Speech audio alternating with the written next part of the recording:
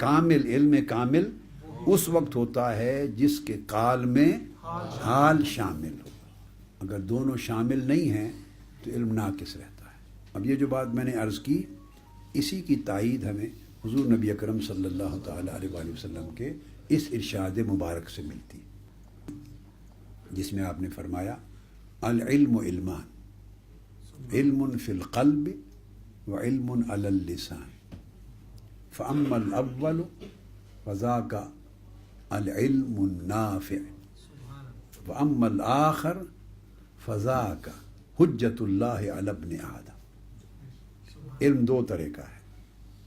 آقا علیہ السلام نے فرمایا ایک وہ جو زبان سے جاری ہوتا ہے اور ایک وہ جو دل سے جاری ہوتا ہے. علم پہلے فرمایا علم فی القلب و علم علی اللسان، تو ایک وہ علم ہے جو دل سے جاری ہوتا ہے اور دوسرا علم زبان سے جاری ہوتا ہے. دل سے جاری ہونے والا علم حال کا حامل ہے، محض زبان سے جاری ہونے والا علم قال کا حامل ہے. آقا علیہ السلام نے فرمایا جو پہلا علم ہے جو دل سے جاری ہوتا ہے، دل سے جس کا چشمہ پھوٹتا ہے، وہی علم نافع ہے، وہ علم نافع ہے.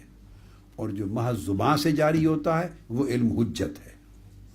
اس سے احکام، فرائض، واجبات، سنن، اس سے یہ چیزیں ثابت ہوتی ہیں اور اس سے انسان کی زندگی کے اعمال کے احکام، اوامر و نواہی آتے ہیں. وہ حجت ہے کہ بندے پر پابندی اور ان پر عمل کرے، وہ شریعت کے احکام ہے. تو جو علم صاف ظاہر ہے نافع بلا حجت تو ہو نہیں سکتا. کیا؟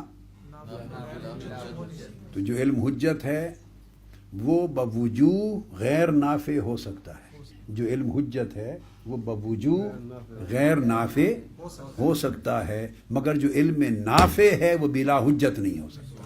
ایسا نہیں ہو سکتا کہ وہ علم حجت سے خالی ہو، یعنی شریعت سے دور ہو اور وہ نافع ہو جائے، وہ دھوکہ ہوتا ہے.